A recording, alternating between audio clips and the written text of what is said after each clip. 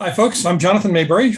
Some of you may have seen me in previous workshops, some may not. So, brief introduction. I'm a New York Times best-selling novelist of over 40 books. Also have written 20-some nonfiction books, 1,200 feature articles, comics, graphic novels, short stories, and I edit anthologies and magazines. So all of that involves research. And I am a research junkie. Absolute research junkie.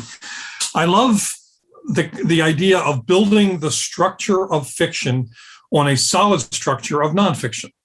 And there's an old con man line, use 9 truths to sell 1 lie. That's kind of the way it works in fiction. If we build such a strong structure of plausibility that when we finally jump off that platform into the fiction part of things, the totally made up part of it, it's harder for the reader to know when we're doing that, and therefore it's easier for them to suspend disbelief. It's really important when you get into speculative fiction, science fiction, horror, and a few other, and thrillers, and a few other areas where the point of the story is really an extension of what's the worst that can happen.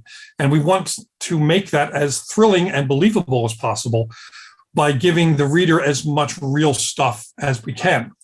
I'll give you some examples. When I was writing my 4th novel, Patient Zero, it was a scholar about a group of a secret government organization tasked with going up against terrorists of various kinds who have cutting-edge science weapons. For that, I had to research, first off, global politics, because it was written in 2009, so it dealt with some of the tensions of the post-9/11 era. I had to research special ops. I know some about it. I've even trained special operators. I'm ex-martial arts master. But I've never actually been in the military, and there's a difference between what we know and assume and what is actual. So I had to do research on special ops. I had to do research on various aspects of science, biochemistry, molecular biology, transgenic science, but also disease forms. And the core disease in this particular book, it was a weaponized version of a prion disease. That was the bioweapon that was used by the bad guys. A prion disease is a misfolded protein.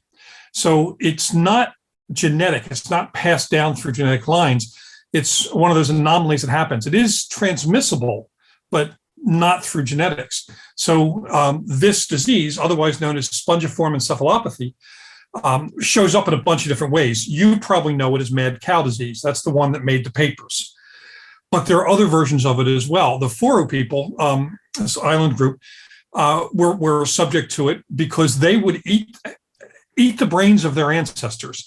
This was not a zombie cult, by the way, even though I was writing a zombie book. These are real people who believed that by eating the brains of their ancestors, they were ingesting and therefore becoming part of all of the memories and experience and lineage going back, many generations. Unfortunately, those brains, in that culture, they happened to have one of the forms of prion diseases, and it was passed on and did a lot of damage to the culture. So I kept researching it. Now, I wanted to use the prion because it was kind of cool, and they're very hard to destroy. They're proteins, and they're really durable things. So I used a plan that I learned back when I was studying writing. I did not go to creative writing school. I went to journalism school, Temple University School of Journalism, in fact. And I had some teachers that were really, really tough when it came to making sure that we backed up everything we wrote with credible sources. And there's a bunch of ways to get to do that. I'll go into that in just a sec.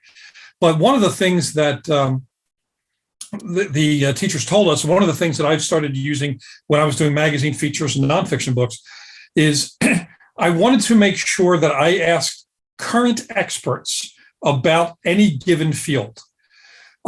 We writers, we have sponge brains. We absorb a lot of stuff. That's why we're really good at trivia.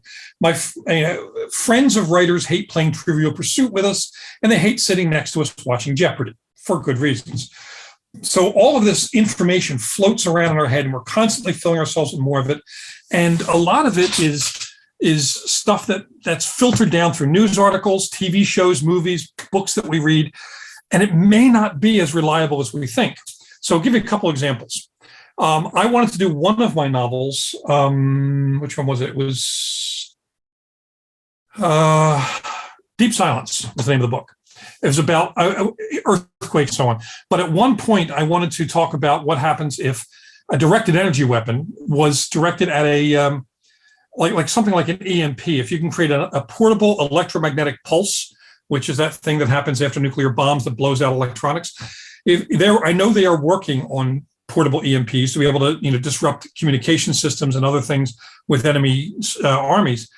But I wanted to know if they took something like that and pointed it at a nuclear power plant, would that create a meltdown? To me, at the time, based on the knowledge I had from just absorbing little bits and pieces, I thought, sure, without the controls, the thing would go out of would melt down.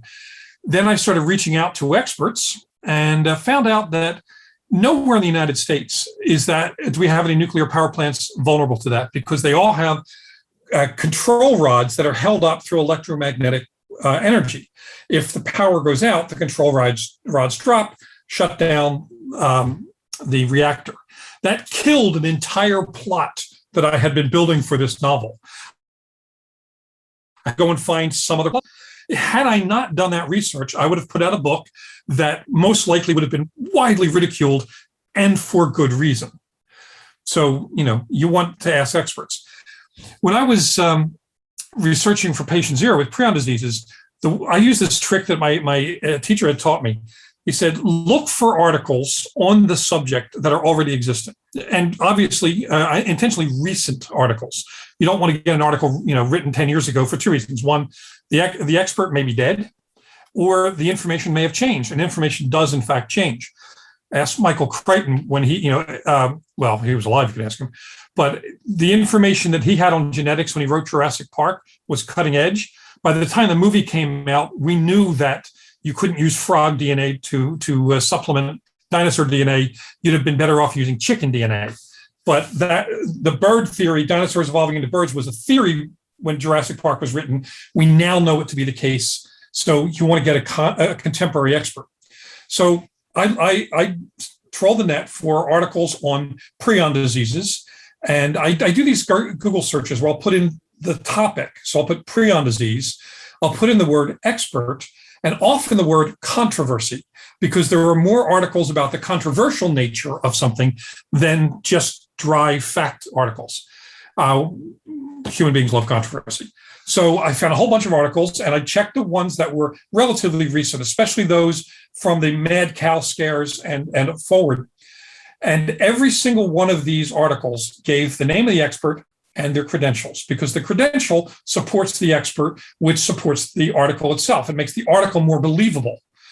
I wanted that same thing for my book. So I picked out a bunch of these different experts, and I found that a couple of people were being interviewed more and more often in several different places, and including on some TV interviews. And I figured, well, that person must really be sharp, or is really good with social media and public appearances, or may have a new book out and is using his appearances and his quotes and so on to support his new book. In any case, they're top of my list for experts. So I would, the credentials would say what university they're with, which pharmaceutical company or whatever group they're with. And you go to the website, and every single one of these places has a contact page. So I found some prion experts, and I reached out to them. And because I knew that some people are not going to say yes, some people won't even reply, some may be too busy to do it, some may never check their emails. I found one of those guys eventually. So what I do is I hit 5 or 10 experts, sent the same basic email out, and asked if I could interview them on this topic. I explained that I was a novelist. At the time, I was not a bestseller, by the way, just kind of new in the biz. But what I found is that experts love talking to writers, all kinds of writers, because they're so tired of seeing their field of science gotten wrong in fiction and in film and TV. So I was surprised at the number of these experts who responded very enthusiastically, saying, I'd be happy to answer your questions. Now, because I'm a writer and I would like to spend more time writing and less time doing stuff like transcription, I made sure that my interview was conducted via email. It allows you a couple of advantages. One, you don't have to transcribe, so that's a lot of time there. Second, when people are talking about something, especially when they're excited about that, they tend to have so many different things they want to tell you that they wind up interrupting themselves, and you don't get complete answers all the time, which is both confusing and can lead to errors. If they're answering an email, not only do they answer in full, but they often cut out bits and pieces of articles or books or extracts that they've done so that you're seeing the full text. That way you can take that text and, of course, reword it for your book. Never use cut and paste their whole text unless it's a direct answer to your question and you have gotten permission. And I always follow up with it with a permission email saying, may I use this? And I show them what I want to use. And if they say yes, then I can put those words in the mouth of an expert in my book. When you ask these questions, you find out things you don't know. And there are two questions I love asking every time I do one of these interviews. Aside from the questions about the topic, I ask, what don't I know enough about this topic to even ask you? And that opens a whole big door because, again, our assumption as writers is a lot different than the knowledge of actual experts. And they'll answer those questions. They often are very amused and even pleased at the question because they're tired of dealing with the assumptions that people have. The second question is my favorite of all. It's like, what is the strangest, weirdest, coolest new thing happening in your field of science right now? And in Patient Zero, I was talking to geneticists, and they said, oh, well, spider monkeys, or spider goats, rather. I'm like, what the hell are spider goats? And they're like, spider goats, as if I should know this, which I did not. It turns out they found a way to take the silk-producing gene from the orb weaver spider and give it to goats. Now, as soon as I heard that, I'm hoping that we had 8-legged goats crawling, spinning webs, spider goat, spider goat. I wanted that so badly.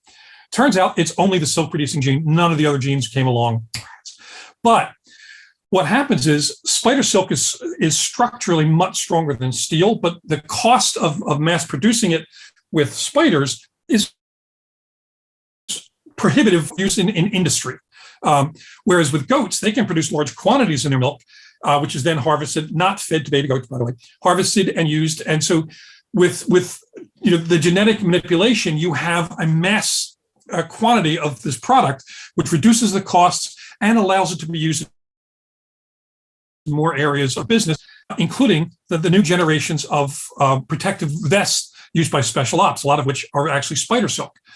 I didn't know any of that, and it was so cool. So, of course, I had to put that in my book. It was somewhat tangential to my plot, but it was so cool, and it's something the readers can go look up. And when they see something like that, a lot of them will actually Google it. And when they do it and find that some of what you're talking about is actually real, it makes the book that much more realistic. So much fun. And I do this with a lot of different topics. Nuclear energy thing I mentioned before, firearms. I used to be a bodyguard, so I used to carry a gun, but I carried a revolver back in the early 80s. My knowledge of automatics was a lot less accurate. So I talked to some gun people. I called my local gun range and explained that I was a novelist, asked if I could go over and talk to them and maybe even have them go through gun safety and gun handling with me. Because a couple of the guys who worked at the range, I found out, one was an ex-cop, 2 were ex-military. So I was able to get not only the gun material, but also I tapped them for some of their anecdotes. And I was able to put material in the book that's very accurate. When doing this kind of research, some of it is time-consuming and bulky because your need for the answer may be more urgent than their available time. So I usually plan ahead. Like right now, I'm writing an epic fantasy novel right now. My next book, which I'll start probably February 1st, will be the 13th of my Joe Ledger thriller series, and it will deal with the Dead Sea Scrolls. So I'm already reaching out to biblical scholars of various types. I'm reaching out to archaeologists and historians.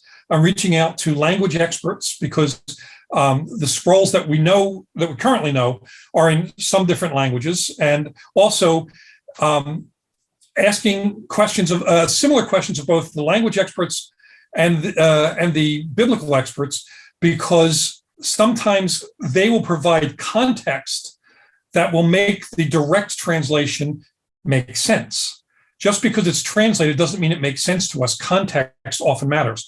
Like knowing who the Essenes were, knowing what Coptic language is, and so on. All these different things that I learned. I had to do a little bit of reading before I asked my questions, and then I asked the questions, and then let them fill me with information. But I started sending out those emails March of this year. So by the time I write the book, I will have almost a complete year's worth of research. I'll send out lots of emails. I create a list, and so I said these emails out on this date.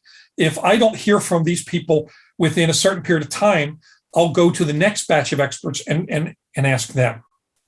Another thing I do is when I'm talking to an expert who's really able to provide good information for me, I ask, are there any experts in related field, any of your colleagues in related fields? And I'll give you an example of this. I was doing a zombie story, and I wanted to know about zombie bite strength, because in the movies you see zombies bite through leather jackets and do all this horrible thing. I'm thinking, but they're dead. Their hands are weak. I mean, except for the fast-moving zombies in more recent films, the slow shuffling zombies are physically weaker. So how come their bites are so strong? So I asked a pathologist. I reached out to a local hospital and asked if I could speak to the pathologist, via email, did that. And he said, well, I'm not really your guy. I usually consult a forensic odontologist if there's a bite mark involved in some sort of a crime. And I'm like, what the hell is a forensic odontologist? Turns out there's an entire field of medicine that deals with bites and bite strength and bite marks, odontology. And forensic odontologists tend to work with, crimes and other things. So he put me in touch with one guy, and I reached out to him, and he said, I think I know somebody who would have that right answer for you. Let me put it on our listserv. Next thing I know, I've got literally, I'm not joking, hundreds of forensic odontologists emailing me. Now, I didn't think there was room for more than a handful of these people. Apparently, I'm wrong there. There are lots of them, and every single one of them had thought about zombies, vampires, werewolves, and all sorts of things. So the one thing the forensic odontologist told me is, well, the thing is, the dental ligatures would be decaying along with the rest of the flesh. A zombie bite would be weaker than a human bite, still dangerous, weaker than a human bite. And if they bit something like trying to bite through a leather jacket, they would leave their teeth in the jacket and not even break through all the way. I went up using that concept for a zombie novel I wrote called Rotten Ruin, where in the post-apocalyptic world, one of the things people made and wore were carpet coats, because it is almost impossible for a human being to bite through carpet. If you have fangs, you can penetrate it, but the blunt teeth that we have won't actually tear through carpet. So I was able to use that bit of information in a couple of different ways. It's really great. The zombie story for adults, the one for kids. I used some of it for my vampire stories and so on. There are experts on every subject. No matter what you need, ask an expert. I got my fingers burned twice, once my fault and once somebody else's, and I'll explain both situations. The first one, I take full credit for being, a dummy. I wrote my first novel, which was published in 2006, Ghost Red Blues. And in it, there was a police officer taking crime scene photos, and his camera runs out of film, and he has to go back to the car and get film and reload. That was in my first draft. In the final draft of that, during a polish, I had just bought my first digital camera. So I said, okay, I'll switch it from a film camera to a digital camera, because that's probably what police forces are using right now. And I even called my local police department. They said, yes, we use digital cameras because you take more of them and you can upload them more easily, et cetera, et cetera. Except I forgot to change the part where he went back, where his camera runs out of film and he has to go back and change the roll. And it wound up in the final book. And I have heard from just about everyone who has ever owned a camera because of it. Totally on me, but it's there. Another time, an editor of mine, I was a bookstore in England, and an editor of mine was about to send a book to the printer, and he was giving it one last pass, and one of the proofreaders came up with something that she thought was an error, and he saw it. And because he had played so many first-person shooter games, he figured he was an expert in handguns. Kill me now. And he changed what they thought was an error. The error that they thought was this: two officers arriving at a crime scene, they draw their Glock 26s, and they begin moving into the area. And at no point, according to the proofreader, did they remove the safety. And the editor thought, oh, that must have been a mistake Jonathan made. Let me fix it because I can't reach him. He's in another country right now. So he fixed it, went to press, and then I start hearing from everybody who ever owned a Glock. I even heard from the regional sales manager for Glock.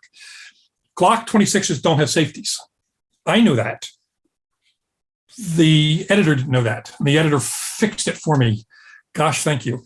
I take the heat for it from readers. I always apologize, even though it's his fault. I can share this with you, but with readers, I don't throw the editor under the bus. In this particular case, it's an example of it's always a good idea to make sure that you double check your manuscripts and make sure your facts are in there. I now have to tell some of my editors, if you have questions about any science, technology, or details like that, please let me know before you make changes. I actually do that now. When doing research for fiction,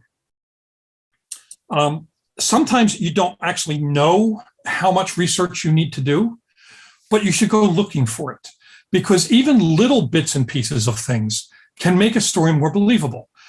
When Google Maps came out, it was so wonderful, because now if I was writing a chase scene set in a city I haven't visited, or even my own city that I haven't lived in, like I lived in Philadelphia, I live in San Diego now, I don't know every street in Philadelphia by heart.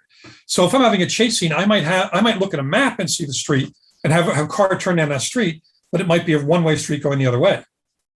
Google Maps, I can get a better sense of it and know where things are going, right and left turns. Like I can check with authorities in the area, Department of Transportation, for example, Department of Streets, little emails to go and check. You can do that. The internet allows you to do it. I err on the side of caution quite often. If there's something I'm positive about, because I am actually knowledgeable in it, that's one thing. But if there's something I'm not, then I go look it up. It's also fun when you add things. Like I've had characters go into a diner in a city I don't know. I had a whole series of scenes set in Iran, in Tehran, in one of my books.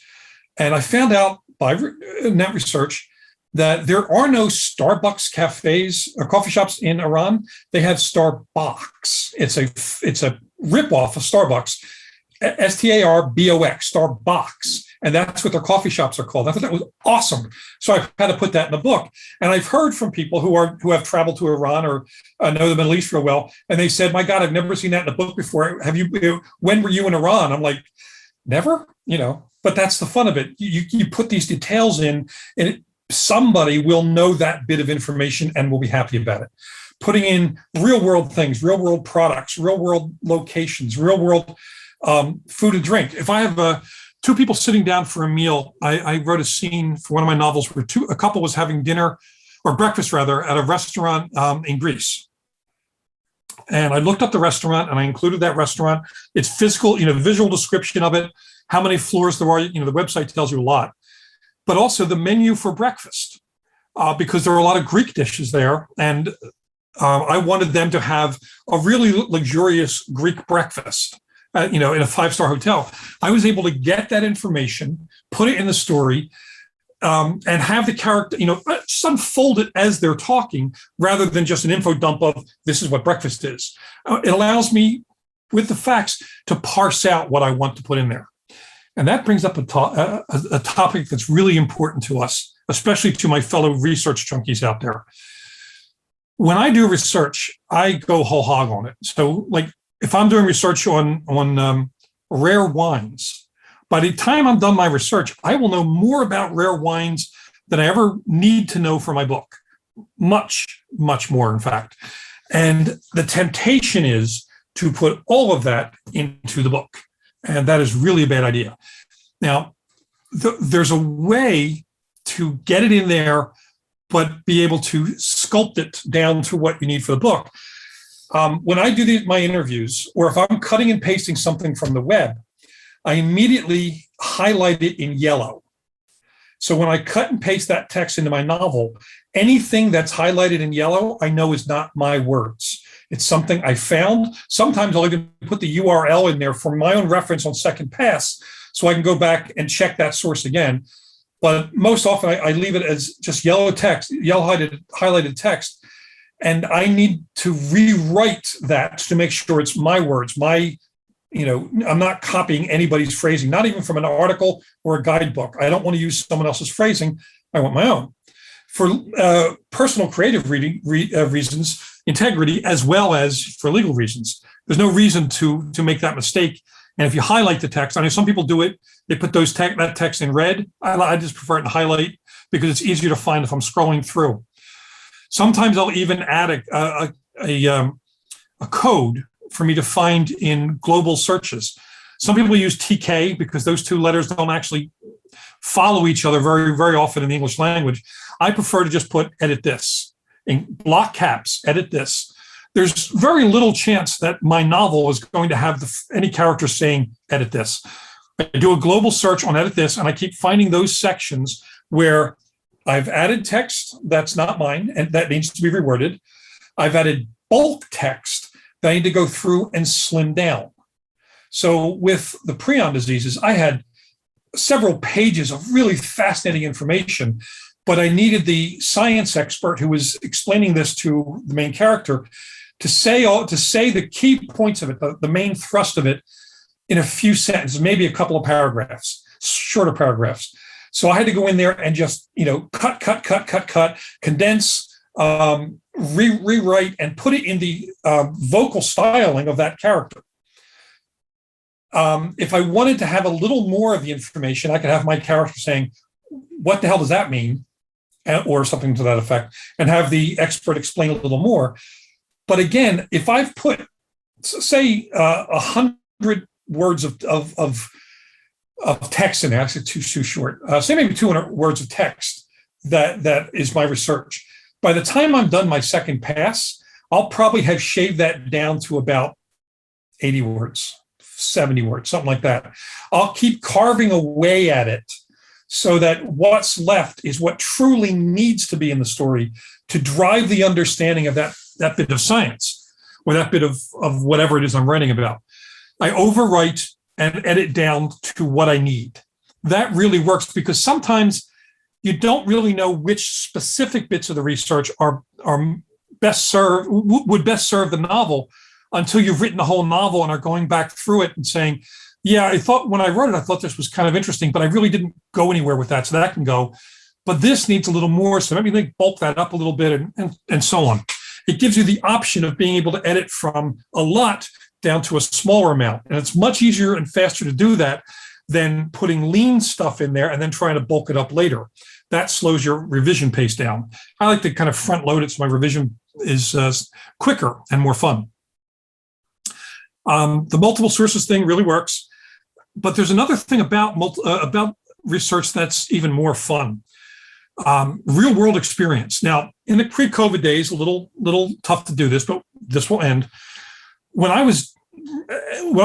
research my novels, when I reach out to these experts, if they're local to me, because I always try to have at least one or two experts who are local to me, I ask, can I, any chance I can stop by your museum, your lab, your shop, your police precinct, whatever?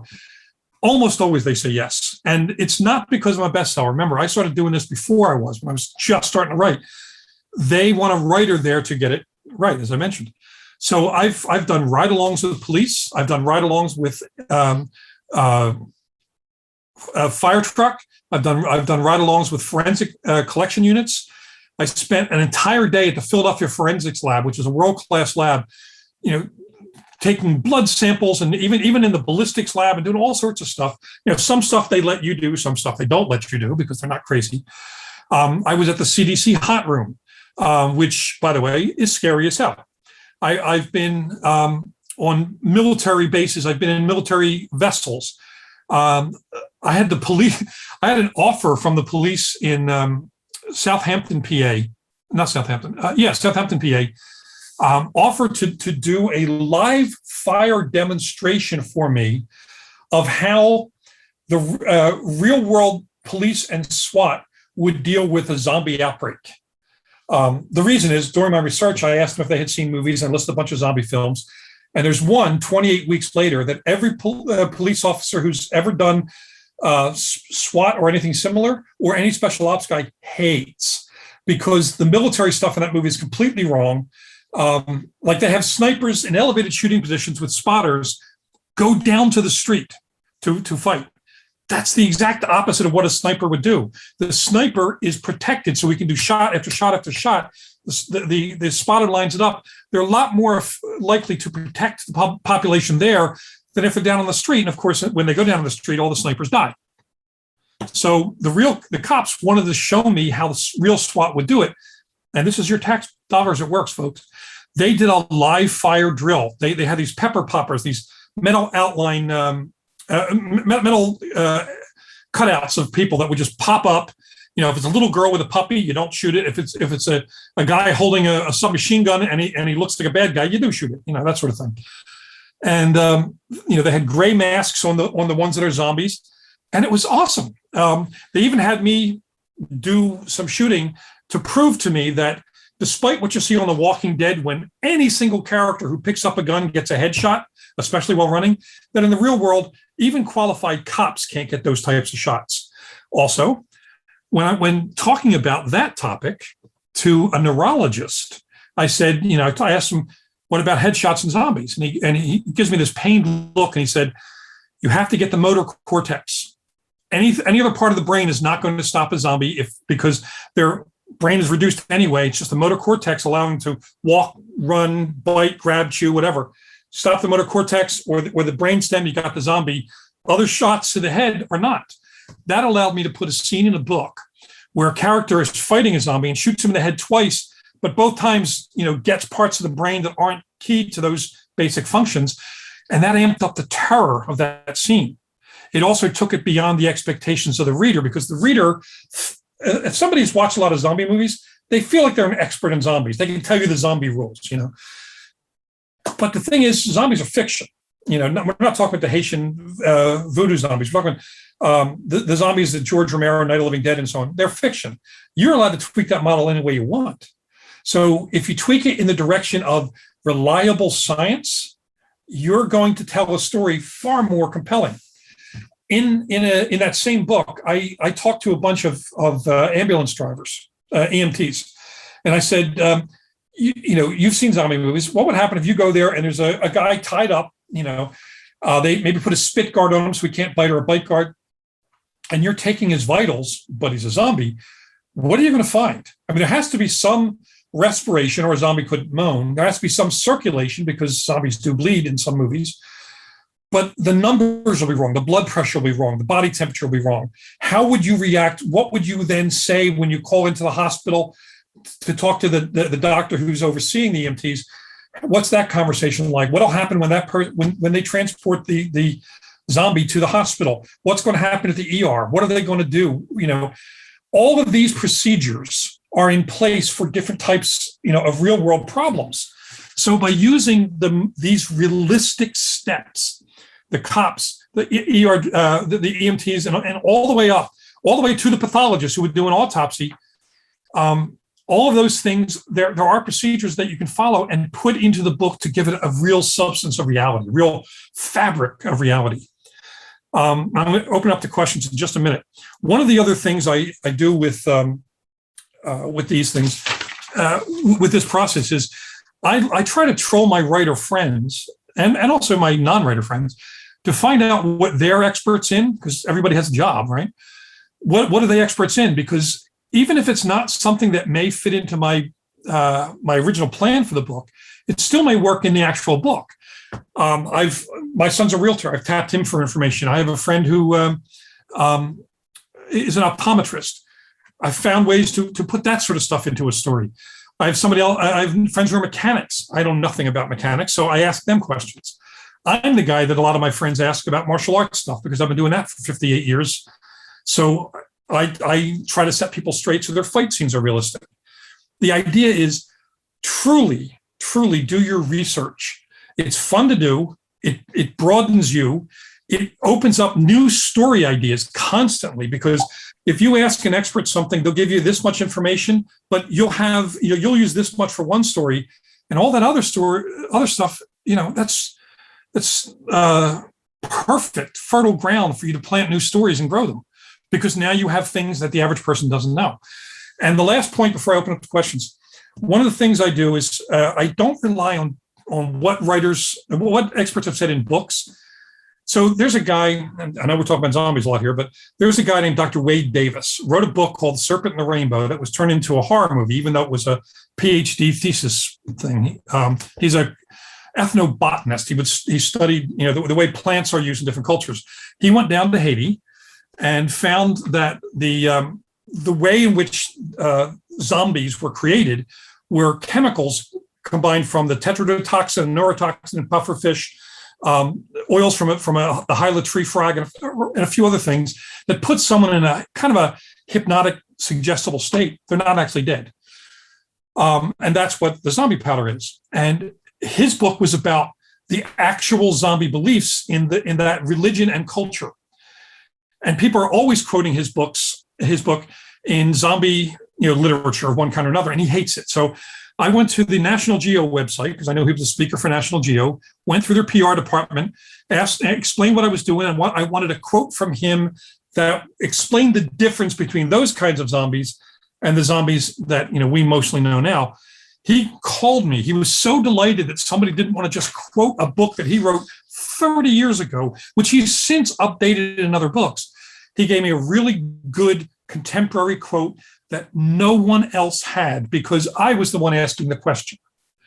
So if you ask experts their questions, directly, you get the most recent answer. One thing though, always put the experts in your acknowledgments page. They love it. They dine out on it with their friends. And also their buddies tend to get so jazzed about it that they'll start reaching out to you and say, hey, you interviewed my friend so-and-so, I got something cool. Unfortunately, a lot of the epidemiologists I know, because I've written a lot of plague books, bioweapons books, will send me stuff that you have to be careful where you're opening the attachments. I was in an airport lounge once, a lot of people around, and a buddy of mine sent me photos of necrotizing fasciitis, which is a skin melting disease. And I opened them on my laptop, and the big picture's there, and it's disgusting. And people around me were freaking out. So be careful where you open it up. All right, we have 7 minutes for questions. I can't see any raised hands, so if just let me know if there are going to be questions. Yes, there are questions. Oh, good. Hit me. Hi, I love the carpet vest idea. I just wanted to say that. That's super cool.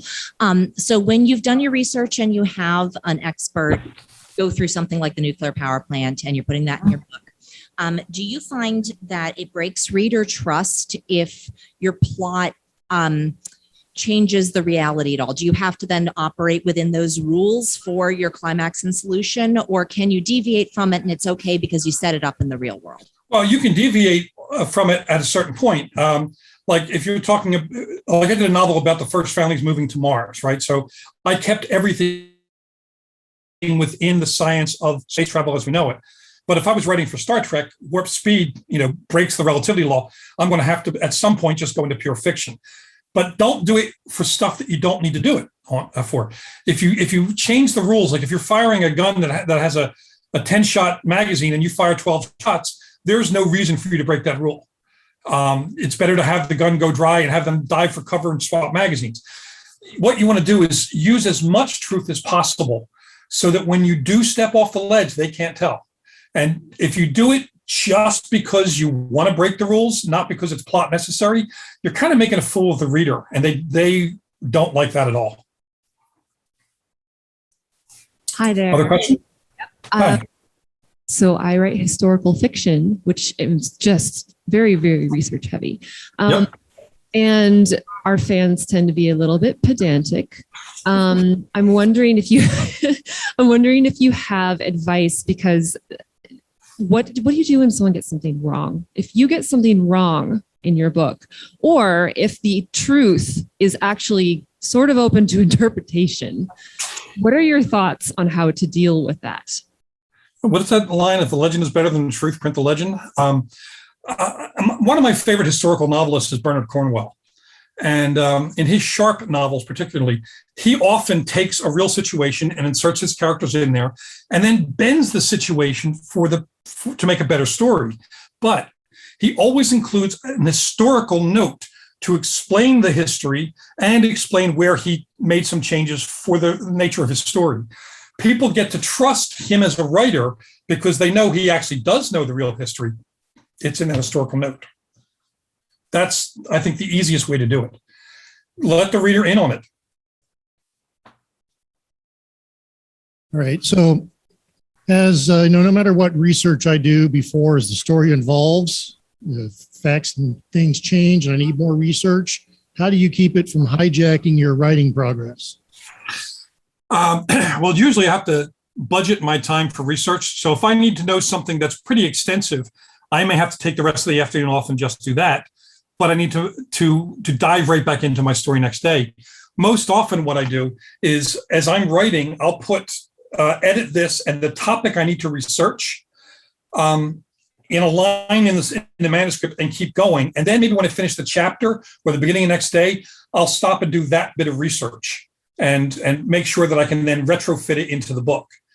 I do a lot of incidental research, though, along the way. If I'm writing a scene, I may have to hit Google or some other website, 4 or 5 times to get information that's, bits and pieces of it.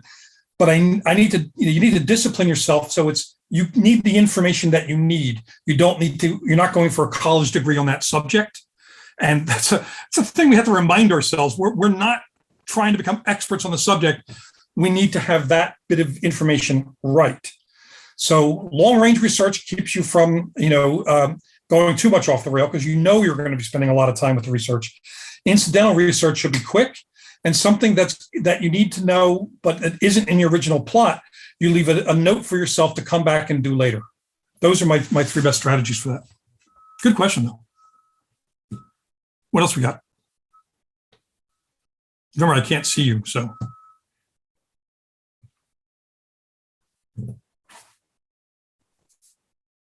Okay, so apparently either everyone is. I have a question. Oh, you do have a question. Good. Hey, I was just. Go ahead. So I write historical nonfiction, I guess, because I'm writing biographies of people that have ugly worms in their closet and are ugly skeletons. So I want to hide it by making it fiction, even though it's true. So I'm going to ask you the question you said to ask. What do I not know? Or I guess maybe that was the other presentation. What do I not know that I should know about going into this? Because I only have written my own biography, and now I'm going to write somebody else's with skeletons in the closet. Well, if you're fictionalizing it and it's real people and they're dead, you can go for it. I mean, you're not going to get sued by a corpse. And there have been a lot of fictional biographies of people, and there have been fictional biographies of fictional characters, which are kind of cool. But when you're doing research that's about a real person, think of if you ever read The Killer Angels, a really brilliant novel about the Civil War. It has a lot of stuff in there that the writer could not possibly know. What clothes people were wearing on a certain day, the dialogue they actually said, because not everything is in diaries. So you sometimes have to flesh it out to make it a real story, but you try to hew as close to the original facts as possible, again, so it has that structure of plausibility for those people who may know that subject matter. And they are, as somebody pointed out, pedantic. I wouldn't try to go too far into making it up if you want it to be taken as something pretty close to narrative nonfiction. I mean, it's a novel, but it's in that zone between narrative nonfiction and historical fiction. You're allowed to make stuff up if it's fiction. You definitely are. I would, however, put some sort of a forward in there saying that, what was that thing they used to have in old TV shows? Some of the names and places have been changed to protect the innocent, that sort of thing. Say that you've made some changes for this story. And you might even put in a couple of URLs for people to say, if you want the complete story of this, here are some URLs for your further entertainment. And you can put them in your book. I've seen that a number of times, and it's kind of cool because you read the story, like somebody had written a fictionalized version of Mary Shelley's life, and they did a TV movie out of it. But they explained that if you want her straight biography, here's the link. So it gives you both, and that's kind of entertaining. And it's seen as a service to the reader rather than them feeling that you didn't know what you were talking about. And I think we are out of time. These are excellent questions, by the way. If anyone has any further questions about this sort of stuff, you can always reach me on social media, Twitter, Facebook, Instagram, and go to my website, jonathanmaberry.com. There's a page on there is a sub-page called Free Stuff for Writers. Go grab what you need and have a wonderful rest of your 20 books to 50K. Thanks, Take Jonathan. care. Bye.